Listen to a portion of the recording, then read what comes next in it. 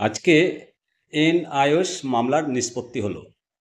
যে সমস্ত ক্যান্ডিডেটরা 10ই আগস্ট 2017 পর্যন্ত ইন সার্ভিস ছিলেন সরকারি এবং বেসরকারি স্কুলে এবং 2019 সালের মধ্যে 18 মাসের ডিএলএড ট্রেনিং সম্পন্ন করেছেন, মার্কশিট সার্টিফিকেট পেয়ে গেছেন, আপনাদের ডিএড সম্পূর্ণ বৈধ।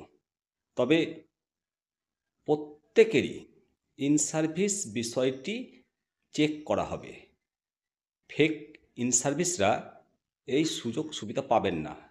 তবে ইতিমধ্যে নিয়োগ হয়ে যাওয়া প্যানেলগুলিতে, যেমন পশ্চিমবঙ্গের 9,533, এই নিয়োগ প্রক্রিয়ায় কোনো সুযোগ পাবে না। অবশিষ্ট সিটে প্রত্যেকেই সুযোগ পাবেন।